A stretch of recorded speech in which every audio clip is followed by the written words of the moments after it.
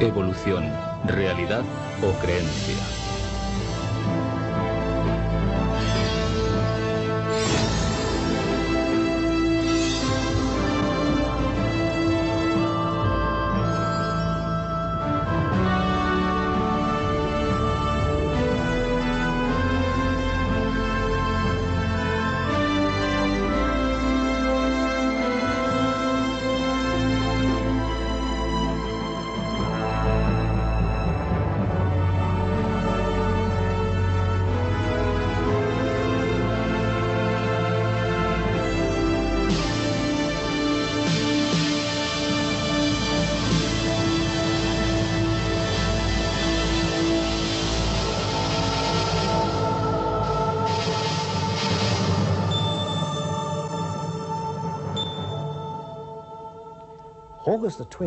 El 20 de agosto de 1975 era un día excepcional para muchos científicos. Era la fecha en que iba a realizarse el lanzamiento de la nave espacial Vikingo I hacia Marte. Mientras que los equipos de técnicos iban instalándose delante de sus ordenadores, aparatos y pantallas, se procedía a la última verificación de la nave. Todo estaba preparado. La cuenta atrás había empezado.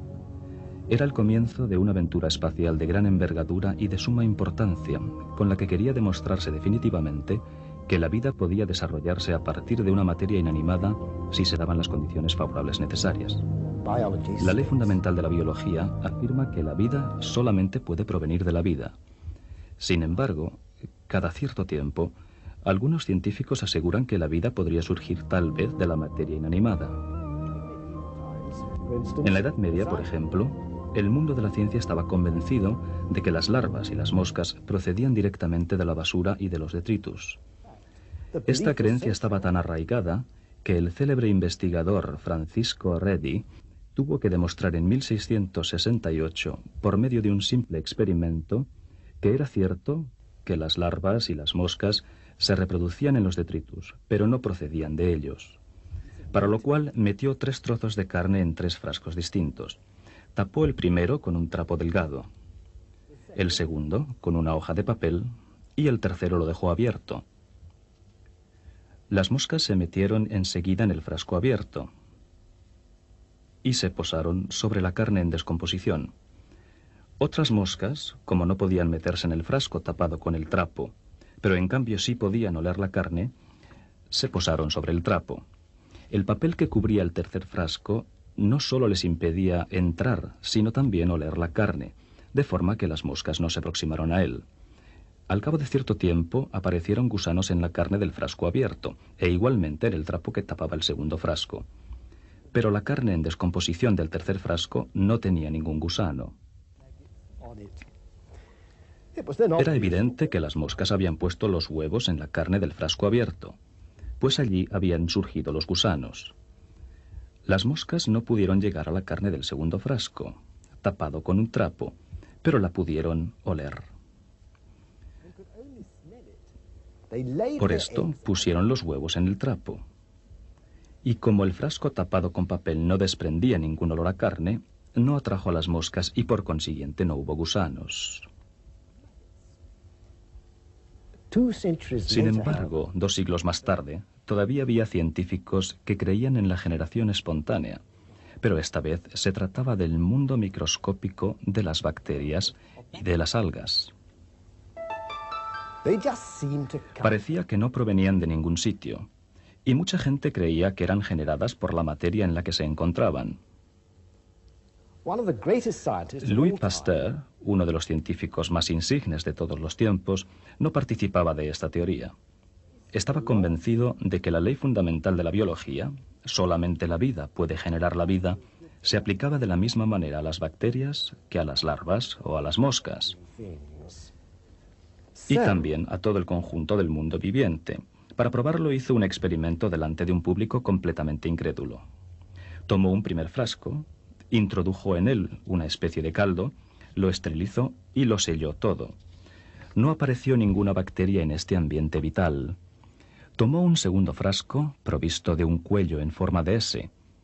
El polvo y las partículas portadoras de bacterias quedaron bloqueadas en el cuello, pero ninguna bacteria llegó al caldo. El mundo científico tuvo que rendirse a la evidencia e inclinarse ante estos hechos. Un siglo más tarde, se creyó nuevamente que la vida podía nacer a partir de la materia inanimada. Esta vez se pensaba que hace muchísimo tiempo la primera forma de vida nació a partir del gas y de sustancias químicas. Este es el motivo por el que, ese 20 de agosto, todos los ojos estaban fijos en Marte, pues su atmósfera y su clima, aunque sean extremadamente fríos y secos, recuerdan más que ningún otro planeta la atmósfera y el clima de la Tierra.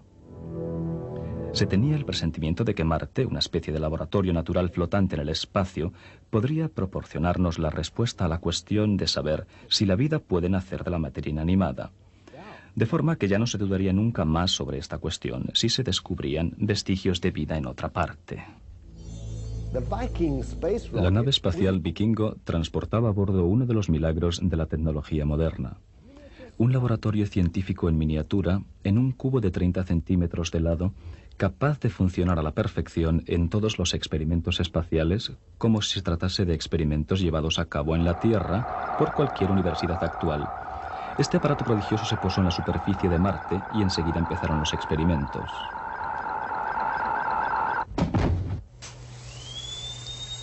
El artefacto podía coger fragmentos del suelo, analizarlos con instrumentos muy sofisticados y enviar los resultados a la Tierra.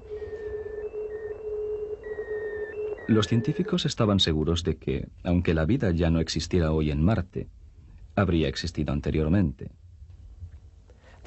Podrían encontrarse sin duda en la superficie del planeta Marte marcas de agua, prueba de que había habido condiciones parecidas a las que se pensaba existieron originariamente en la Tierra.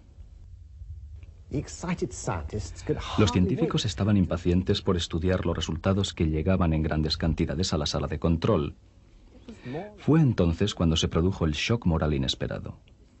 Algo más amargo que una decepción. Un disgusto análogo quizás al que recibieron los antiguos investigadores con el experimento de Pasteur. Estaban tan convencidos de que la vida podía proceder de la materia no viviente que les pareció casi inconcebible que el suelo de Marte fuera estéril. No solamente no se descubrió ninguna huella de vida presente, sino ni tan siquiera la prueba de la existencia de una posible vida anterior. Se comprobaron los resultados numerosas veces, pero la respuesta fue siempre la misma. Para cerciorarse de que no se había olvidado nada, se organizó una segunda misión, y el lanzamiento al espacio del Vikingo II, el 9 de septiembre de 1975, dio nuevas esperanzas a ciertos científicos. Pero los resultados obtenidos tampoco se adecuaron esta vez a sus expectativas, pues ratificaron la afirmación de que no había podido existir en Marte ninguna forma de vida. Enseguida empezaron las preguntas insidiosas. Se habían gastado cantidades enormes de dinero y los defensores del evolucionismo eran cada vez más incapaces de proporcionar pruebas concretas de su teoría. La inversión no había producido ninguna ganancia. Parecía como si se hubiese utilizado el dinero del contribuyente para intentar justificar la creencia de ciertos investigadores en una teoría carente de verdadera base científica. Incluso se oyó decir que estos resultados favorecían el abandono total de la noción de generación espontánea y de evolución. El presente documental empieza en la situación en la que se paró el Vikingo I y el Vikingo II. Vamos a dirigir nuestras preguntas a científicos que han examinado concienzudamente algunos aspectos de la teoría de la evolución, para que nos ayuden a descubrir cuál es la situación actual.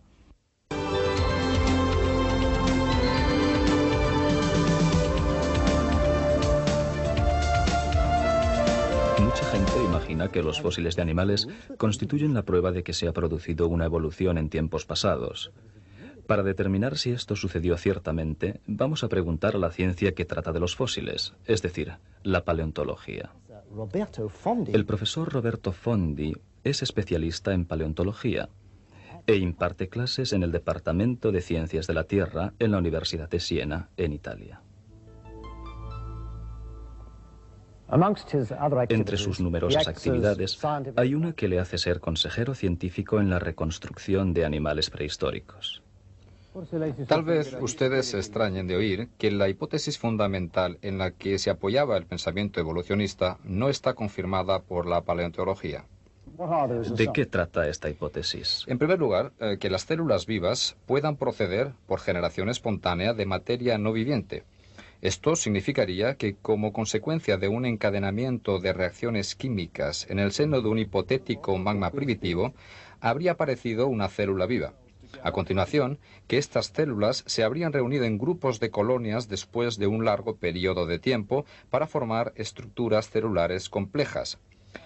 Se supone que estas estructuras se han transformado igualmente con el paso del tiempo en animales y finalmente en hombres. Según esta hipótesis, los antepasados de todas las criaturas vivas, incluido el hombre, descenderían de una sola célula. Se representa esta generación bajo la forma de un gigantesco árbol genealógico con innumerables ramas que salen del mismo tronco, cuyas raíces nacen de la materia inanimada. ¿Y la paleontología no confirma esta hipótesis? En absoluto. Todos los grupos biológicos, desde las bacterias y las algas hasta el hombre, aparecen de repente en el registro de los fósiles sin vínculo que les una. Entonces, ¿por qué tanta gente cree que los fósiles serían una prueba de la evolución?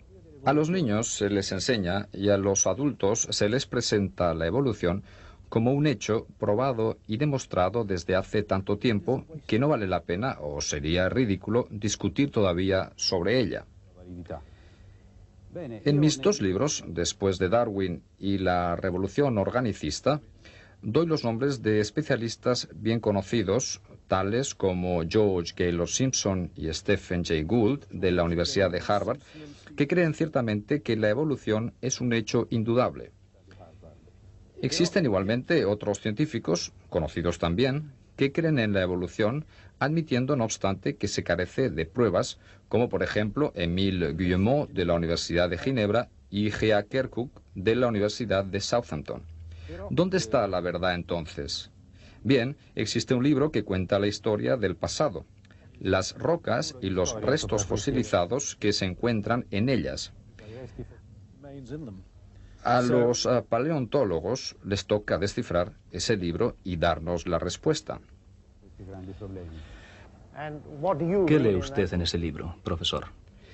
Está claro que después de 2 siglos de profundas investigaciones, no solamente es rara la prueba paleontológica en la que tendría que apoyarse la teoría de la evolución, sino que además inspira muy poca confianza. Porque finalmente, si la evolución hubiera tenido lugar, tendría que encontrarse pruebas abundantes y dignas de crédito. Los museos estarían a rebosar de fósiles representantes de las transiciones entre los diferentes grupos biológicos. Pero la realidad no es esa. Y además, no hay ningún motivo para pensar que esta situación de ausencia de pruebas vaya a cambiar en lo sucesivo. Los pocos fósiles que pretenden mostrar una especie de cadena evolucionista, como los anfibios Itióstega y Simuria, y el reptil Probenioinatus, el pájaro Archaeopteris y el mono australopiteco llamado Homo habilis, están muy lejos de ser concluyentes.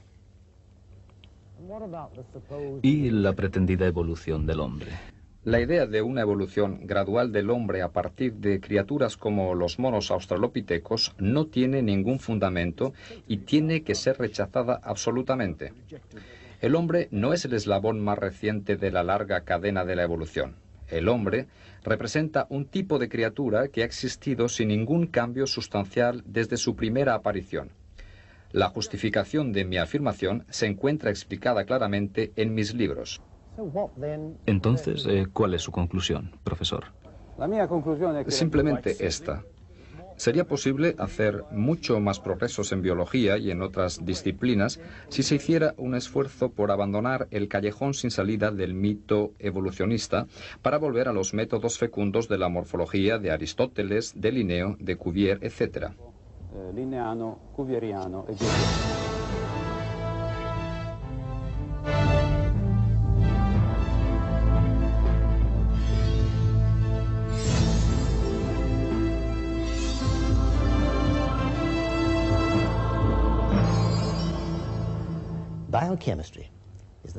La bioquímica estudia la esencia misma de la vida y su estructura.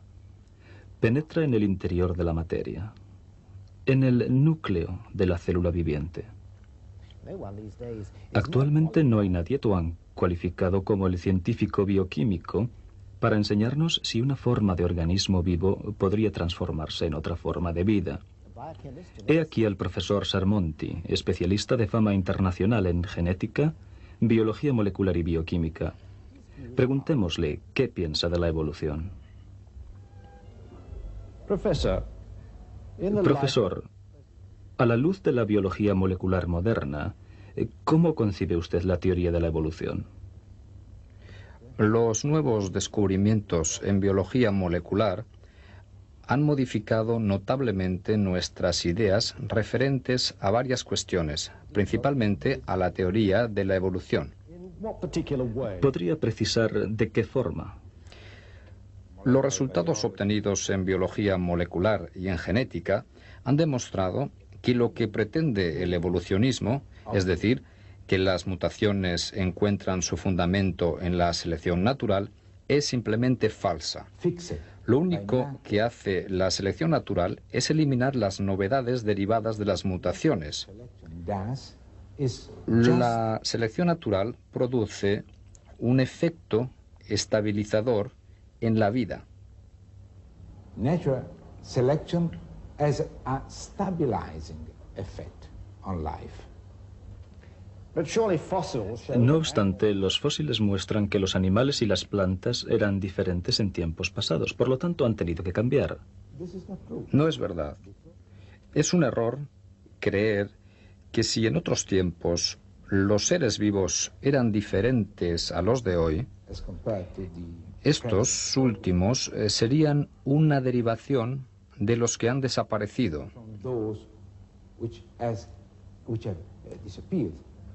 Los seres antiguos no han dado origen desapareciendo a seres nuevos.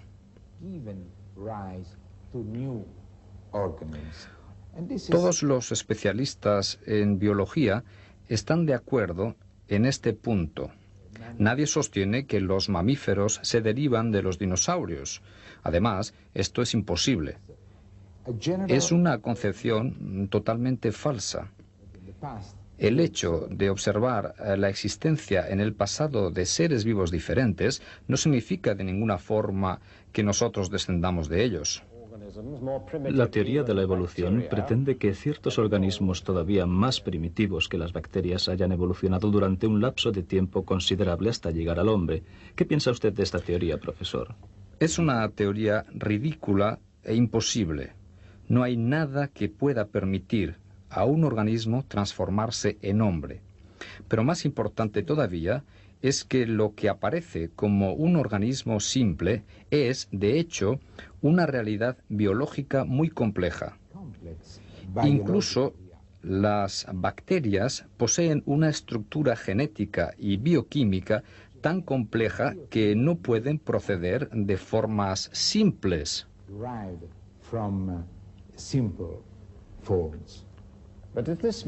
¿Significa esto que todo lo que es viviente ha sido complejo siempre desde sus orígenes?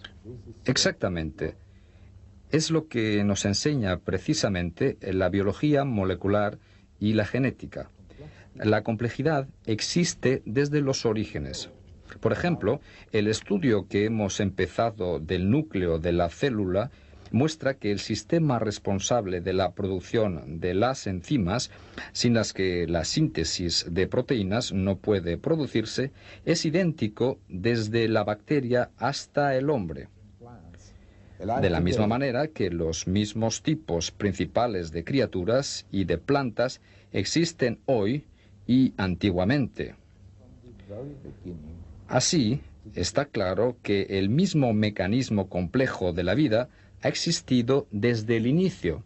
Esta es la mejor prueba para el especialista en genética.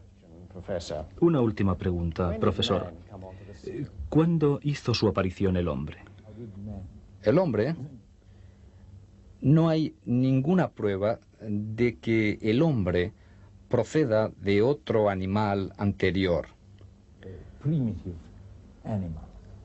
Lo que podemos decir, observando los cromosomas o el ADN del hombre y comparándolos a los de otras especies, es que el hombre es un ser original. No procede de ninguna otra especie. La genética rechaza totalmente la idea de que el hombre sería una criatura reciente, procedente de una forma anterior diferente. Cannot be supported by genetic data at all. Uno de los problemas con los que se encuentran los geólogos es el árbol fósil del que existen algunos ejemplares en Australia, en América y en otros lugares diferentes. Se puede comprobar que algunos atraviesan verticalmente varios espesores de hulla. He aquí uno, por ejemplo, que se encuentra en una mina de carbón de Birmingham, en América del Norte. Pueden llegar incluso a medir 12 metros de altura y atravesar varios bancos de rocas. Este esquema da una idea de tales casos.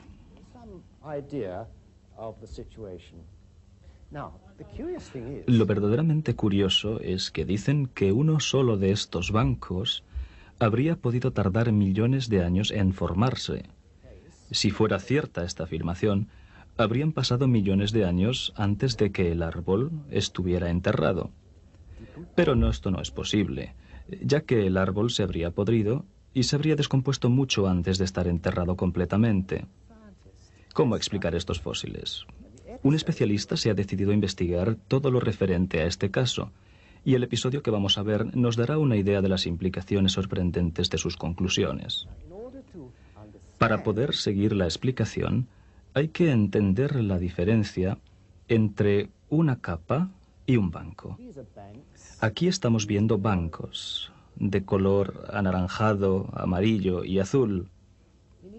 En cada banco se pueden ver varios estratos.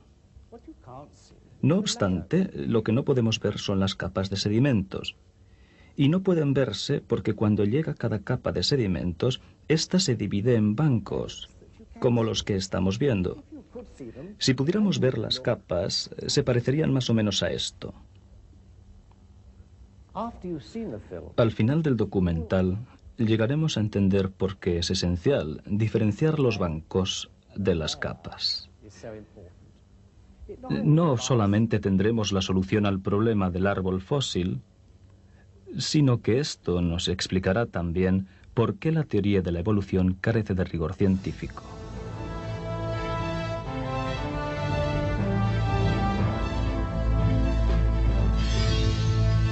Las rocas, un verdadero drama.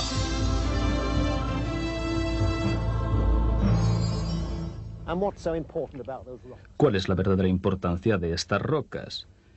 No es un tipo cualquiera de rocas. Están compuestas principalmente por pequeñas partículas de sedimentos. Por eso se les llama rocas sedimentarias. De hecho, estas rocas recubren las 3/4 partes de la superficie terrestre. Pero lo más curioso es que todas ellas se han formado bajo las aguas. Cuando bajó el nivel del agua, los sedimentos estuvieron expuestos al aire libre, se secaron y se convirtieron en rocas. Fijémonos en este acantilado. Está dividido en bancos. El banco de piedra arenosa está pintado de amarillo, el banco de arcilla es el azul y el banco calcáreo es el anaranjado. Cada banco se divide igualmente en estratos. Estas líneas horizontales son los estratos. Para poder entender la increíble historia que este documental va a presentarnos, tenemos que examinar minuciosamente estos estratos. Están dispuestos de modo riguroso. Las partículas más grandes se reúnen en la parte inferior del estrato, mientras que las más pequeñas van a parar a la parte superior. Esta misma disposición se repite en todos los niveles de los bancos. A veces se produce una ruptura o una juntura entre un estrato inferior de un banco y el estrato inmediatamente superior. A este fenómeno se le ha dado en llamar juntura de estratificación. Desde hace ya algún tiempo se sospechaba que estas rocas guardaban un secreto. Dilucidarlo comportaría un cambio importante en nuestras ideas sobre uno de los temas científicos más candentes, los orígenes de la humanidad. El alemán Johannes Walter fue uno de los primeros especialistas en el estudio de las rocas sedimentarias. Durante su estancia en Italia, al final del siglo pasado, examinó los sedimentos de la bahía de Nápoles. Perforando verticalmente en los sedimentos de esta bahía, descubrió que los bancos que reposaban unos sobre otros seguían el mismo orden que los que se encontraban unos al lado de otros horizontalmente. El orden de los bancos que podían verse en horizontal unos al lado de otros yendo de la costa mar adentro era el mismo que el orden de los bancos verticales.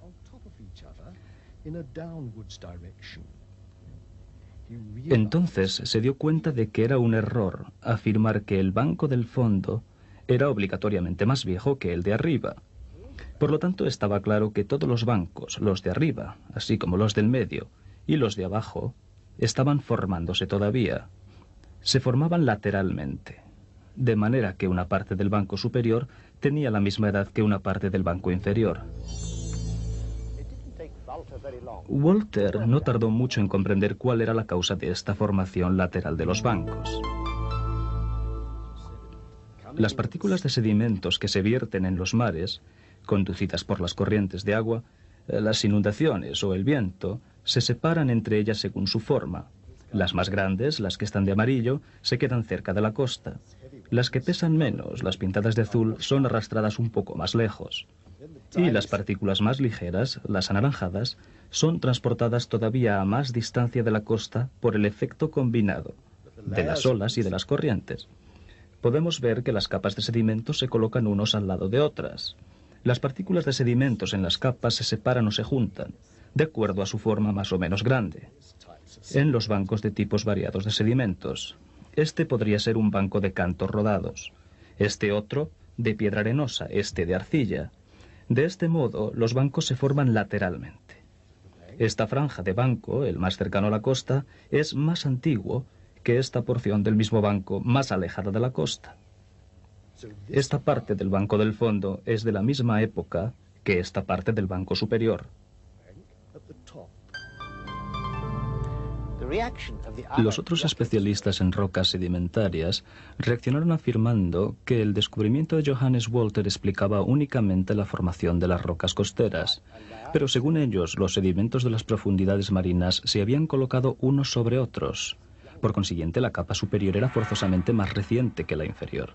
En este acantilado, formado probablemente por sedimentos en el fondo del mar, se cree que el estrato del banco del fondo es mucho más antiguo que el estrato de arriba, aquí. ¿Por qué? Porque los geólogos piensan que los estratos y las capas son la misma y única cosa. En los años 70 y 80, la nave Glomar Challenger sacó varias muestras de sedimentos, excavando el fondo del Océano Pacífico. A través de estas prospecciones se pudo averiguar que el descubrimiento de Walter podía aplicarse igualmente a los sedimentos procedentes del fondo del mar. Esto significa que virtualmente todas las rocas sedimentarias del mundo han tenido que formarse del mismo modo. ¿Qué quiere decir todo esto exactamente? La respuesta es simple. Tomemos como modelo el Gran Cañón del Colorado, en Estados Unidos. Es el más grande, el más ancho, el más profundo y el más largo de todos los cañones de la Tierra.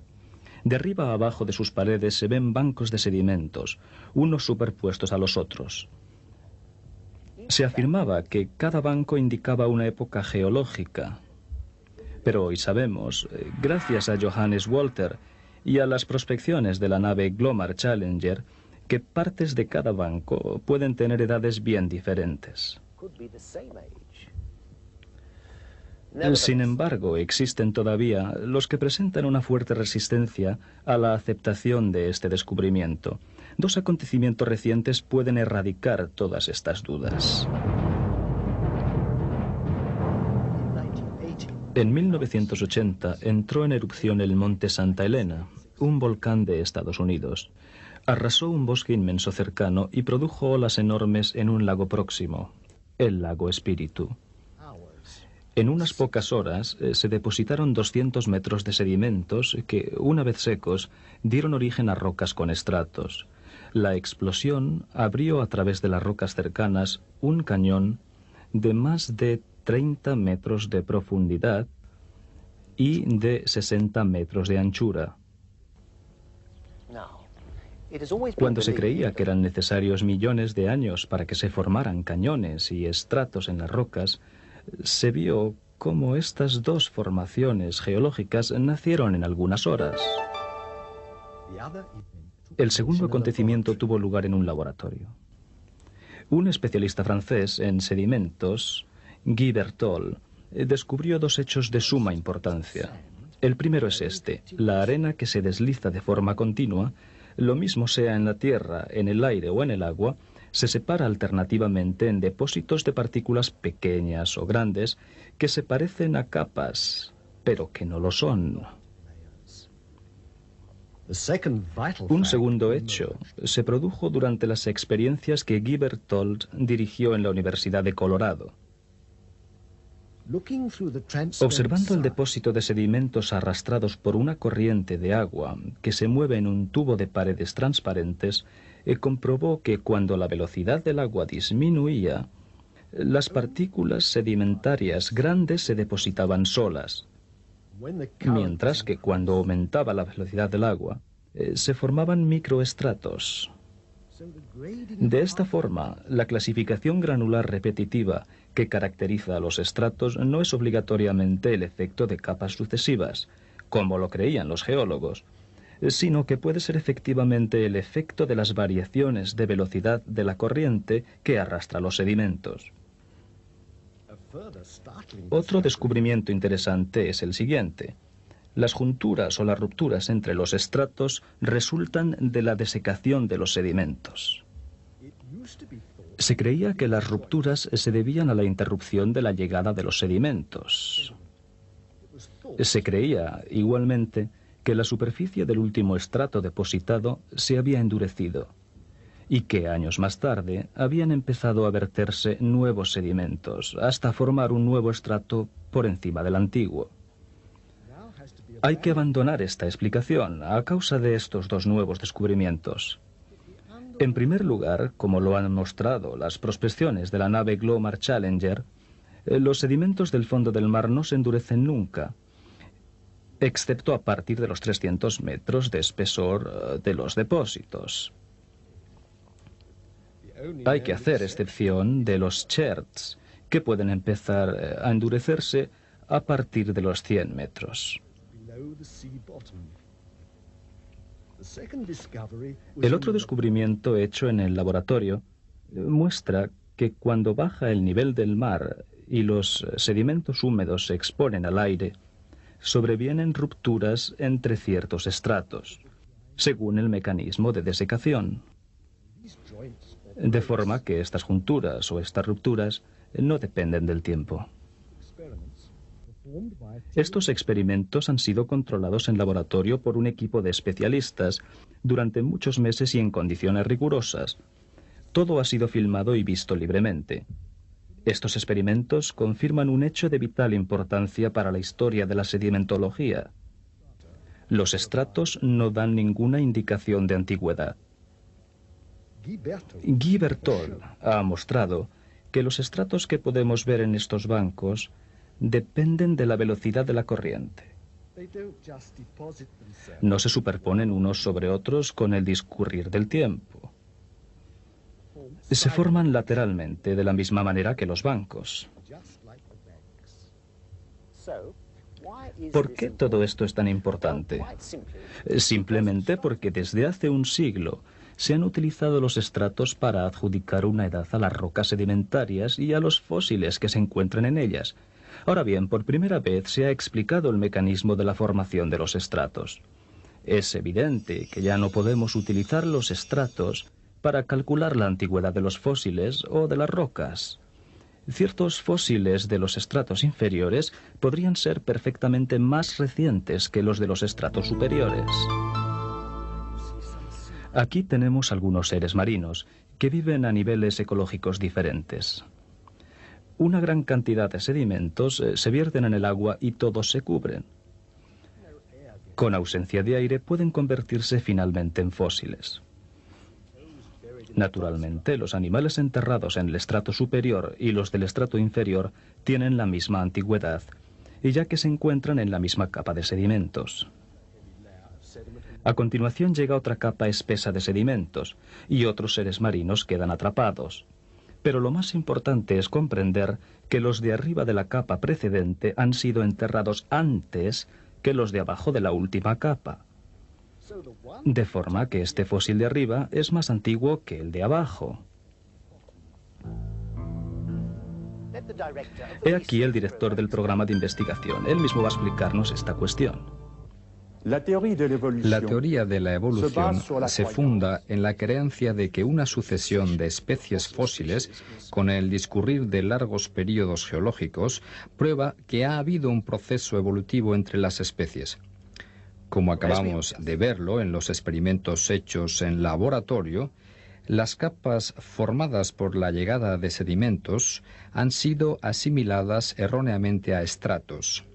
La escala de los tiempos geológicos y la sucesión cronológica de los fósiles han sido calculadas basándose en esta interpretación errónea, la que asimila los estratos a las capas sucesivas de sedimentos. Una sola capa de sedimentos puede dividirse en partes de diversos estratos, de forma que la posición de los fósiles, lejos de ser la prueba de una evolución, indica simplemente la distribución de las especies marinas que vivían en profundidades diferentes. La teoría de la evolución, por lo tanto, no es ratificada por la geología. Todavía hay otra cuestión. Puesto que estos seres en estado de fósiles no presentan ninguna evolución del uno al otro, ¿podría haber vivido al mismo tiempo en la misma época? Hoy sabemos que no es necesario mucho tiempo para que las rocas se formen. Lo que hace falta es una cantidad suficiente de sedimentos. Por lo tanto, se puede pensar legítimamente que todas las especies podían vivir en la misma época.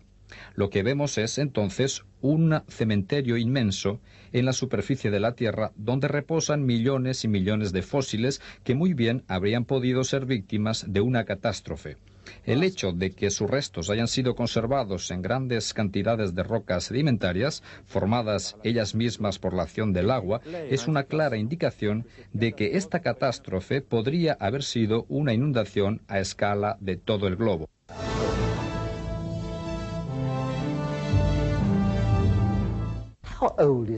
¿Cuál es la edad de la Tierra? ¿Millones de años o solamente algunos miles de años? ¿Y qué nos dice la cronología radiométrica sobre la edad de las rocas? La ciencia de la química física puede aclararnos estas preguntas.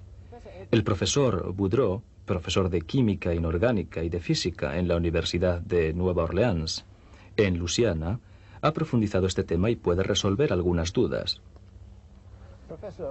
Profesor Boudreau, en este documental nos hemos enterado de que los estratos y los fósiles de las rocas sedimentarias no proporcionan ninguna indicación sobre la edad de estas rocas.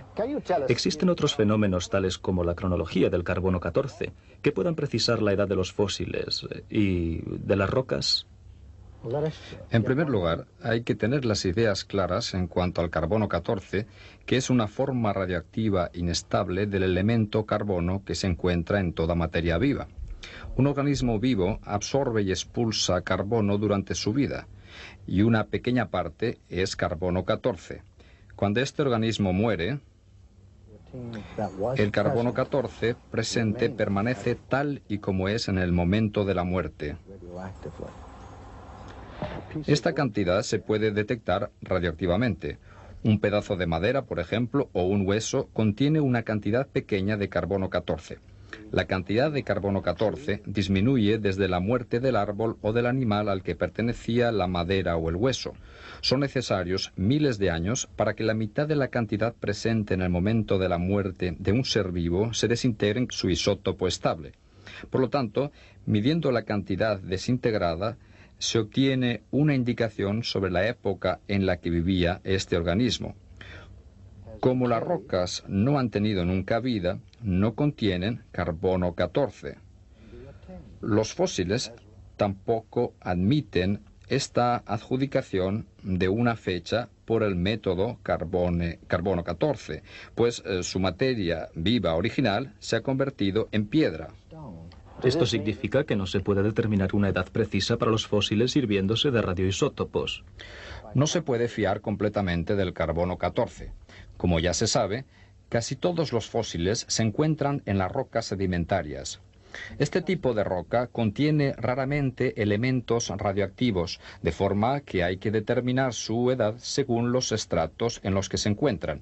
Ahora bien, es sabido que experimentos muy recientes han demostrado que los estratos de las rocas no dan ninguna indicación sobre la edad. Otro tipo de rocas, como las cristalinas, que no contienen fósiles, y la lava, contienen a veces elementos radioactivos, y entonces se utilizan estos isótopos para determinar su edad. ¿Puede explicarnos simplemente cómo se determina la edad de una roca que posee un isótopo radioactivo? Sí. Tomemos un elemento radioactivo como el uranio. Este elemento se desintegra muy lentamente en un elemento no radioactivo, el plomo. En un laboratorio se puede medir el índice de desintegración y conociendo el índice de desintegración del uranio en plomo, se puede calcular el tiempo necesario para la formación del plomo.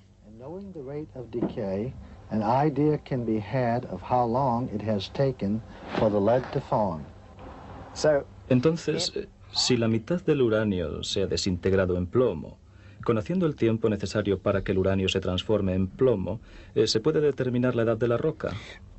Esa es la teoría. ¿Por qué dice teoría? Si es un procedimiento que se puede observar y medir, es sin duda un hecho científico. En absoluto. Mira un poco este diagrama. Se ve un cierto número de partículas de uranio pintadas de color anaranjado y algunas partículas de plomo pintadas de color azul.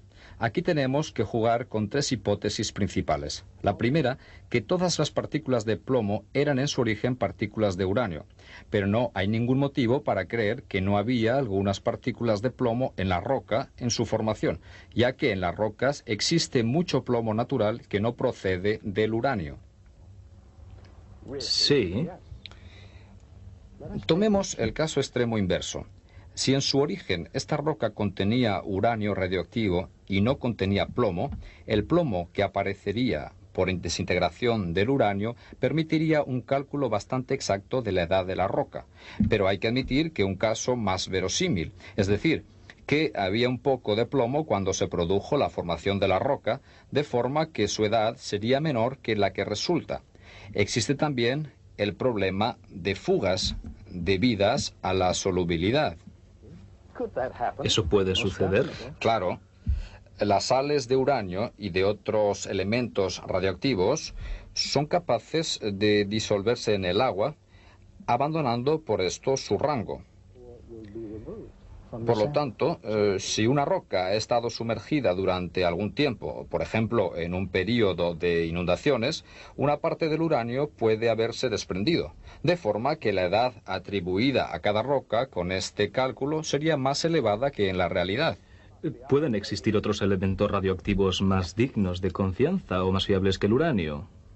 Sí, hay otros elementos radioactivos como el torio, el estroncio, el rubidio y también el potasio, pero no podemos fiarnos de ellos más que del uranio. Las sales de estos elementos son más solubles todavía que las del uranio. ¿Una inundación total de la Tierra habría podido falsear todos estos métodos? Naturalmente. Voy a darle un ejemplo del efecto del agua en la determinación radioactiva de la edad. Hace menos de 200 años se produjo la erupción del volcán Kilauea en Hawái. Un fragmento de la lava de esta erupción, que había permanecido en el agua, pasó por la prueba del método del potasio-argón para adjudicarle una edad. El resultado obtenido tenía que ser de alrededor de 200 años. Pues bien, fue de 22 millones de años. Sin duda alguna, se desprendieron de esta muestra sales de potasio que son fácilmente solubles en el agua, dándole un aspecto muy antiguo. A los fragmentos de lava procedentes del volcán Hualalai, formados en 1801, se les atribuyeron edades que oscilaban entre los 160 millones y los 3.000 millones de años. La situación no se mejora entonces. Existe otro presupuesto en la determinación radiométrica de la edad. Es que el índice de desintegración haya permanecido constante y no haya variado en tiempos pasados. Sin embargo, muchos factores intervienen en la desintegración. Por ejemplo, ha podido aumentar la producción de neutrinos por la irradiación cósmica como consecuencia de un trastorno magnético terrestre o de la explosión de una supernova. La ciencia ha declarado que estos acontecimientos se produjeron en el pasado y han podido tener un efecto real en el índice de desintegración radioactiva. Si uno no puede fiarse de la determinación radiactiva de la edad, ¿de qué otros medios disponemos entonces? Hay numerosos síntomas que indican que la Tierra no es tan antigua como se piensa. Si, por ejemplo, se confirma como hecho probado la disminución del campo magnético terrestre, se concluiría que la Tierra es más bien de época reciente.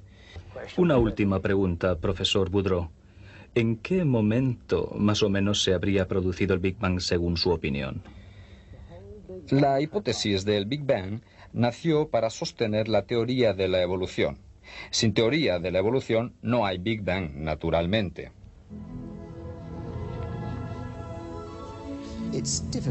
No obstante, es difícil creer que todos los biólogos, sociólogos y tantos hombres de ciencia puedan sostener una teoría errónea, sobre todo imaginando que se han formado en las mejores universidades. Tal vez pueda ayudarnos en nuestra investigación el profesor Maciej Gierig de la Academia de Ciencias de Polonia, perteneciente al Instituto de Dendrología y profesor de Genética de las Poblaciones en la Universidad de Torun.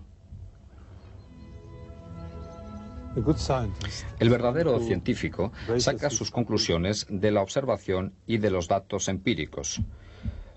Los eruditos, al estudiar la genética, la citología, la anatomía y otras ramas de las ciencias experimentales, son dignos de confianza, piensen lo que piensen de la evolución.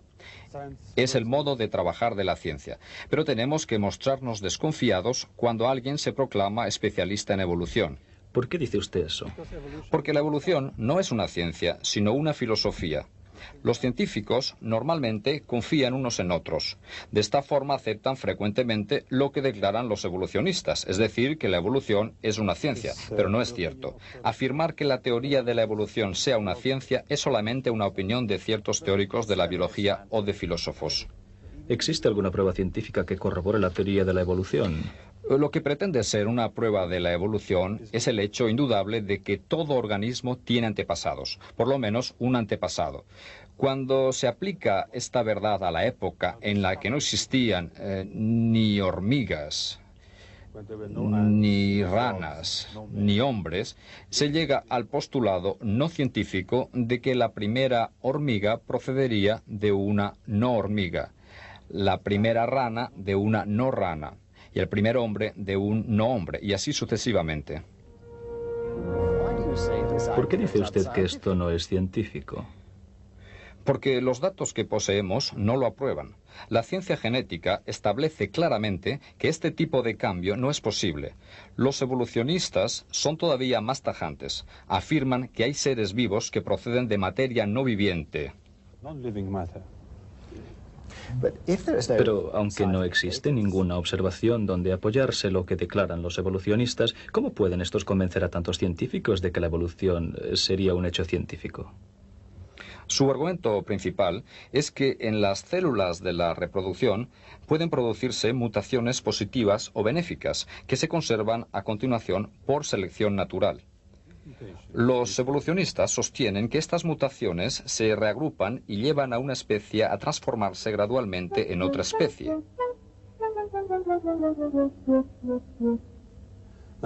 No, yo soy especialista en genética y puedo confirmar que a lo largo de todas las investigaciones de todos los laboratorios del mundo, en donde se han producido generaciones y generaciones de organismos vivientes, jamás se ha podido observar en ninguna ocasión ninguna mutación positiva.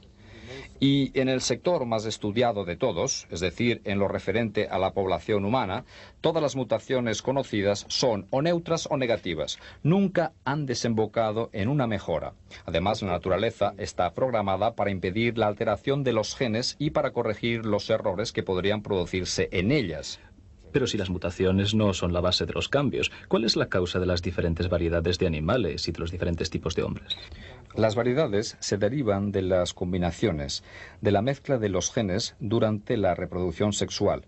Los organismos, adaptados a condiciones precisas, se concentran en un ambiente que ofrece esas condiciones. Cruzándose entre ellos, formarán un grupo que dará lugar a una variedad. Además, si accidentalmente un grupo se queda aislado, aparecen en él rasgos particulares que se le dan un aspecto diferente. Este fenómeno se llama la derivación genética.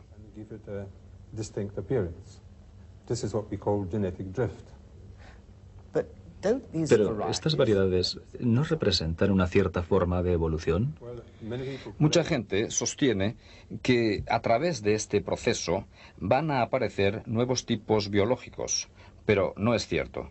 Todo lo que se produce es que se ha quitado algunos genes a la población global y la población obtenida se ha empobrecido. Ha disminuido su contenido genético. Además, si no hay nuevos genes, no hay potencial para nuevos órganos o nuevos organismos. Se obtiene solamente una variedad diferente de una misma especie. Este procedimiento se utiliza en la reproducción y cría. Por selección y aislamiento se obtienen nuevas variedades de animales y de plantas. Por ejemplo, caballos, vacas, perros y cereales, etc. Se selecciona lo que es útil al hombre o lo que presenta ciertas cualidades que encierren un interés especial para nosotros. Pero estas poblaciones son grupos restringidos, muy dependientes de las condiciones exteriores que el hombre le reserve. Si uno no se preocupa de ellos, o mueren, o si sobreviven, volverán al estado salvaje, no siendo ya una variedad distinta.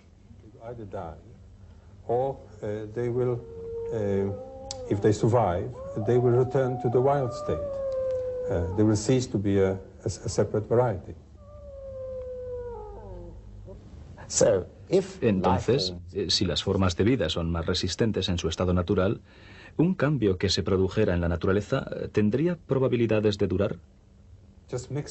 La simple mezcla de genes en condiciones naturales o artificiales no produce nuevos genes.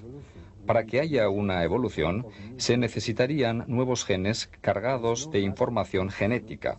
La ciencia no conoce ningún proceso natural que pueda producir nuevos genes, ya sea por aislamiento, por selección, por mutación o cruce. Es imposible. Entonces, ¿por qué se les enseña a los niños que una especie puede evolucionar y convertirse en otra? Pienso que porque el evolucionista no quiere aceptar la idea de que los genes contienen tantas informaciones útiles, es decir, las necesarias para que cada órgano pueda realizar su función precisa. Solamente desde que se ha llegado a descifrar el código genético, conocemos la cantidad de información contenida en estos genes. La ciencia no sabe explicarse cómo esta información podría aparecer espontáneamente. Se necesita la intervención de una inteligencia, y no puede suceder por casualidad. El hecho de mezclar simplemente letras no creará jamás una poesía. La biología molecular muestra claramente que en el pasado no ha podido existir nunca un organismo simple. Todos los organismos vivientes, por muy primitivos que aparezcan, son en realidad complejos y están llenos de informaciones, que han tenido que estar ahí desde el principio. Por ejemplo, el doble sistema en la proteína tan compleja ADN-ARN de la célula tiene que haber sido perfecto desde el principio, si no, no habrían podido existir los sistemas vivientes. La única explicación lógica es que esta gran cantidad de información procede de una inteligencia. Cada bacteria, cada célula microscópica está programada con tanta precisión que tenemos que suponer que la información que contiene tiene que venir de una inteligencia bien superior a la nuestra. Los evolucionistas no quieren aceptar este hecho tan evidente. De esta forma lanzan teorías que no tienen valor científico, pues no explican cómo se produce la nueva información genética.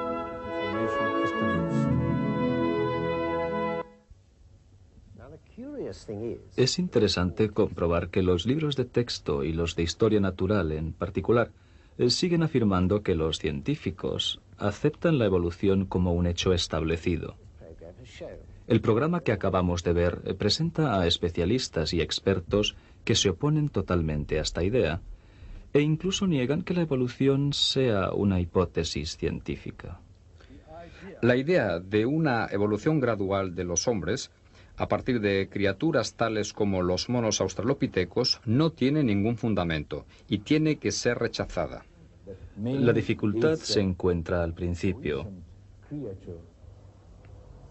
Para el genético es una prueba innegable que la evolución bioquímica no ha tenido lugar nunca.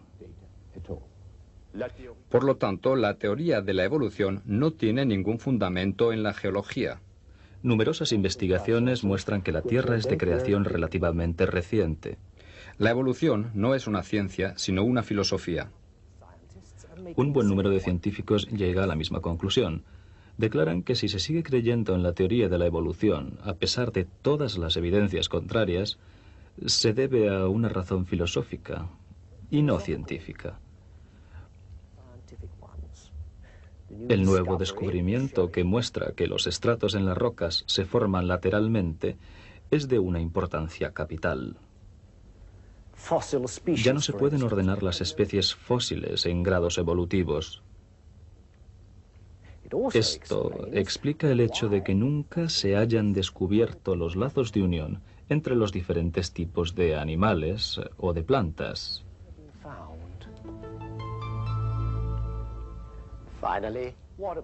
¿Y los hombres de las cavernas? ¿No serían acaso la prueba de que los hombres primitivos han evolucionado para convertirse en hombres civilizados? He aquí todavía una leyenda basada en la teoría de la evolución y en la posición de los fósiles en las rocas. Actualmente sabemos que no se puede determinar la edad de la Tierra a partir de rocas sedimentarias, la mayor parte de las cuales podrían haberse formado por una única catástrofe acuática. Los restos fosilizados de estos hombres procederían entonces de grupos de gente que vivían antes de esta inundación, separados del resto de la civilización. Actualmente se descubren también grupos reducidos de hombres que viven completamente aparte, de forma rudimentaria y muy parecidos a los hombres primitivos. Además, si la mayor parte de las rocas sedimentarias se han formado por el mismo cataclismo, no hay ninguna razón para medir la vida terrestre en millones de años, más bien que en miles de años.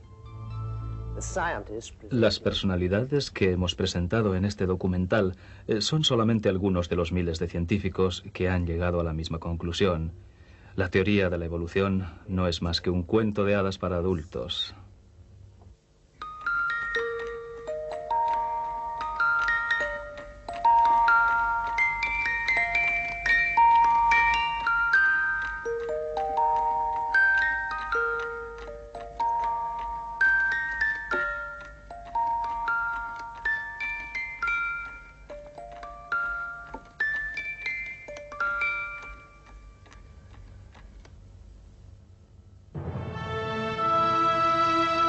Este programa ha sido producido en colaboración con el CESCE, Círculo Histórico y Científico, organismo sin finalidad lucrativa para determinar si la teoría de la evolución es una teoría científica válida.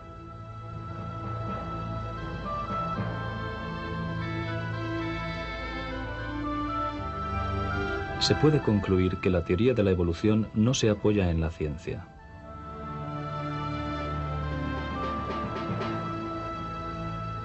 Muchos científicos y profesores han aceptado esta teoría porque creían que era un hecho científicamente probado.